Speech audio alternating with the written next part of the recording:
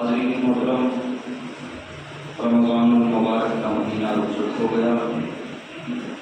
ہم نے عید کی نماز بھی پڑھ لی اور رمضان سے قبل جو نماز کے فرائض اور واجبات کا بیان چل رہا تھا وہ رمضان کی آمد پر وہ سلسلہ موقوف کر دیا تھا. نماز کے مستحبات، نماز میں سنتیں، یہ سارے بیان بھی کرنے ہیں. وہ انشاءاللہ مولانا شروع کریں گے.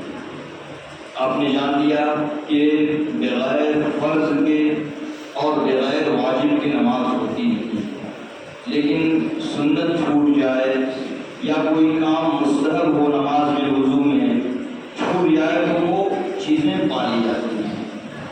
لیکن اگر آپ سنت اور مستحب ارکان کے مطابق نماز پڑھتے ہیں تو آپ کی نماز کامل نماز مانی جائے گی. اس کو ایک تمثیل سے آپ سمجھیے کہ آپ نے جو عید کا چاند دیکھا تو جو عید چاند رات میں جو چاند نظر آتا ہے وہ بھی چاند ہے، اور وہ چاند کتنا خفیف ہوتا ہے آپ حضرات جانتے ہیں. جو چاند رات کو نظر آتا ہے اور اس چاند کو ہلال کہا جاتا ہے، لیکن وہی چاند دوسرے دن نکلتا ہے تو اسے آپ چاند کہیں گے، تیسرے دن نکلتا ہے اسے بھی آپ چاند کہیں گے.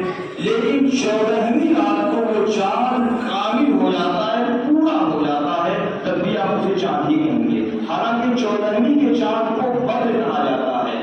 تو بدر 14ویں کا چاند ہے تو 14ویں کا چاند ہی کامل ہے، اور جو پہلی اور دوسری تیسری تاریخ کو 13ویں تاریخ تک نکلتا ہے وہ بھی چاند ہے، لیکن کامل کب ہوتا ہے؟ اور 14ویں کو تو آپ نے فرض ادا کر لیا نماز کا، واجب کو پورا کر لیا تو آپ کی نماز ہو گئی، آپ کی نماز ہے. لیکن جب آپ نے سنت اور مستحب کو بھی ادا کر لیا تو آپ کی نماز یہ کامل نماز ہے. آپ کی نماز میں اب کوئی خرابی، کوئی شائبہ کا خطرہ آپ کو نہیں لاحق ہوگا. لہذا آپ حضرات کے سامنے میں اب نماز کی سنتوں کا بیان کرنے جا رہا ہوں. نماز کی سنتیں کیا ہیں، اور یہ بار بار میں نے کہا کہ فقہ حنفی کے مطابق یہ مسائل بیان کیے جا رہے ہیں. نماز کی سنتیں: تکبیر تحریمہ کے لیے ہاتھ اٹھانا. تکبیر تحریمہ آپ نے سماعت کیا کہ تکبیر تحریمہ واجب ہے، اور تکبیر تحریمہ کے لیے ہاتھ اٹھانا یہ سنت ہے. تکبیر تحریمہ کے لیے ہاتھ اٹھانا اور ہاتھوں کی انگلیاں اپنے ہاتھ پر چھوڑ دینا. آپ ہاتھ اٹھائیں گے تو بالکل یہ نہیں کہ آپ انگلیوں کو اس طریقے سے تکلف دیں یا انگلیوں کو اس طریقے سے بالکل کشادہ کریں. اپنے ہاتھ پر جس طریقے سے عام طور پہ آپ کے ہاتھوں کی انگلیاں رہتی ہیں، آپ نے ہاتھ اٹھایا، اپنے ہاتھ پر آپ اپنی انگلیوں کو چھوڑیں گے، سنت ہے. یعنی نہ بالکل ملا دے، نہ بتکلف کشادہ رکھے، بلکہ اپنے ہاتھ پر چھوڑ دے. ہتھیلیوں اور انگلیوں کی پیٹ کا قبلہ رخ ہونا، یہ ہتھیلیاں اور انگلیوں کا یہ پیٹ ہے، یہ قبلے کی طرف ہونا، یہ نماز میں سنت ہے کہ آپ اس کو قبلے کی طرف اس طریقے سے رکھیں گے. یہ نہیں کہ آپ نے ایسے نیت ایسے تکبیر تحریمہ کر لی یا اس طریقے سے کر لی. اس طریقے سے آپ کریں، کانوں کی روز تک ہاتھ دے جائیں تو یہ قبلے کی طرف ہو، یہ سنت ہے. بوقت تکبیر سر نہ جھکانا. آپ نے تکبیر تحریمہ کرنی ہے، آپ اس طریقے سے کر رہے ہیں، یہ خلاف سنت ہے. نماز تو آپ کی ہوگی لیکن یہ خلاف سنت ہے کہ آپ نے اس طریقے سے نہیں مانی. بالکل آپ سیدھے کھڑے ہوں تاکہ استقبال قبلہ جو ہے وہ پورے طور پر آپ کا پایا جائے. آپ اس طریقے سے بالکل سیدھے کھڑے ہیں اور اللہ اکبر کہتے ہوئے آپ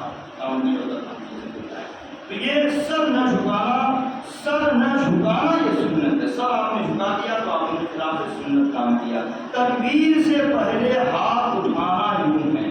تکبیر سے پہلے بعض صورتوں میں ہاتھ اٹھائے. تکبیر تحریمہ میں تو ہاتھ اٹھاتے ہیں فقہ حنفی کے مطابق، اور نماز جب وتر کی پڑھتے ہیں تو دعائے قنوت پڑھنے سے پہلے سورہ قل اللہ پڑھنے کے بعد ایک تکبیر کہی جاتی ہے، اس میں بھی ہاتھ اٹھایا جاتا ہے.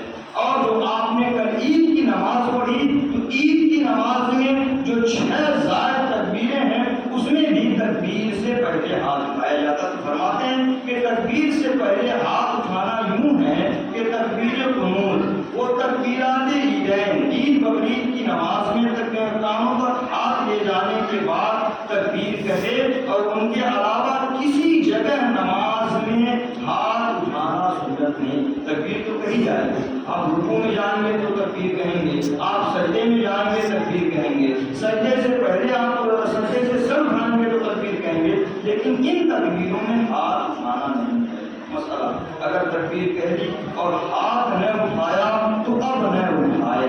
اگر کوئی شخص بھول گیا، حالانکہ ایسا عموماً ہوتا نہیں ہے، ہاتھ اٹھانا سنت ہے، اگر کوئی کسی نے تکبیر کہہ لی اللہ اکبر تو اس کا واجب تو ادا ہو گیا، ہاتھ نہ اٹھایا تو اب نہ اٹھائے، اور اللہ اکبر پورا کہنے سے پہلے پہلے یاد آ گیا تو ہاتھ اٹھائے، اور اگر موضع مسنون تک ممکن نہ ہو تو جہاں تک ہو سکے ہاتھ اٹھائے۔ موضع مسنون کیا ہے؟ یہ کانوں کی لو تک ہاتھ لے جانا یا کانوں کی لو کو چھو لینا، یہ موضع مسنون ہے۔ یہ جو لو ہے کانوں کی، یہی موضع مسنون ہے، یہاں تک ہاتھ لے جانا ہے، یہ سنت ہے۔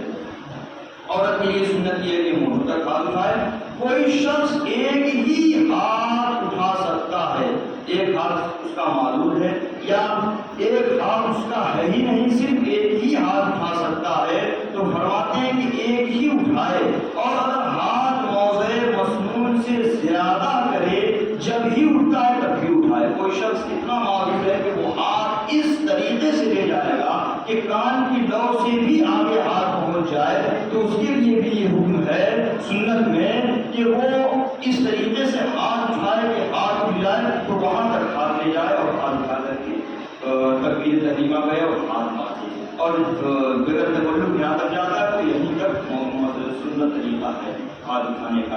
امام کا بلند آواز سے اللہ اکبر اور سمع اللہ لمن حمدہ اور سلام کہنا۔ امام اللہ اکبر ہر تکبیر میں کہتا ہے، اور رکوع سے جب سر اٹھاتا ہے تو سمع اللہ لمن حمدہ کہتا ہے، یہ بلند آواز سے سنت ہے اور یہ ہر امام کرتا ہے۔ سلام کہنا جو السلام علیکم ورحمۃ اللہ جو سلام پھیرا جاتا ہے وہ بھی بلند آواز سے ہی امام کہتا ہے، تو یہ سنت ہے۔ جس قدر بلند آواز کی حاجت ہو اس طریقے سے اتنی ہی آواز بلند کرنی چاہیے۔ بلا حاجت بہت زیادہ بلند آواز کرنا مکروہ ہے، اور زیادہ مجمع ہے تو امام بلند آواز کر سکتا ہے چونکہ مائک آ گیا ہے، اور اگر مجمع کم ہے اور بہت زیادہ آواز زور لگا رہا ہے امام بلند تکبیر کہنے کے لیے تو فرماتے ہیں کہ ایسا کرنا مکروہ ہے۔ آواز معتدل ہونی چاہیے۔ امام کو تکبیر تحریمہ اور تکبیرات انتقال سب میں جہر مسنون ہے۔ اب تکبیر انتقال کیا ہے بس اسی کو سمجھا کر کے میں اپنی بات ختم کر دوں۔ یہ انتقال جو ہے یہاں مرنے والا انتقال نہیں ہے۔ تکبیر انتقال کا مطلب یہ ہوتا ہے کہ جب ہم رکوع میں گئے، رکوع سے سر اٹھایا اور سجدے کی طرف گئے، ایک رکن سے دوسری رکن کی طرف منتقل ہونا، انتقال کا یہ مطلب ہے۔ ایک رکن سے اب ہم رکوع سے سجدے کی طرف منتقل ہو رہے ہیں، اب سجدے سے جب سر اٹھائیں گے تو ہم قیام کی طرف منتقل ہو رہے ہیں، یہ تکبیر ہے۔ تو ظاہر سی بات ہے رکوع سے سجدے کی طرف، سجدے سے قیام کی طرف منتقل ہونے کے لیے تکبیر کہی جاتی ہے، اور امام بلند آواز سے تکبیر کہتا ہے۔ تو فرماتے ہیں کہ امام کو تکبیر تحریمہ اور تکبیرات انتقال سب میں جہر مسنون ہے، یعنی بلند آواز سے اللہ اکبر کہنا یہ سنت طریقہ ہے۔ اگر امام کی تکبیر کی آواز تمام مقتدیوں کو نہیں پہنچتی تو بہتر ہے کہ کوئی مقتدی بھی بلند آواز سے کہے، جو مکبر وغیرہ رکھے جاتے تھے یا آج بھی رکھے جاتے ہیں، اب تو چونکہ مائک ہے تو اس کی ضرورت نہیں پڑتی۔ بلند آواز سے تکبیر کریں کہ نماز شروع ہونے اور انتقالات کا حال سب کو معلوم ہو جائے، اور بلا ضرورت مکروہ بدعت ہے۔ اگر ایک ہی صف ہے اور اس میں امام بھی ہے اور دوسرا آدمی بلند آواز سے تکبیر کرا تو مکروہ ہے۔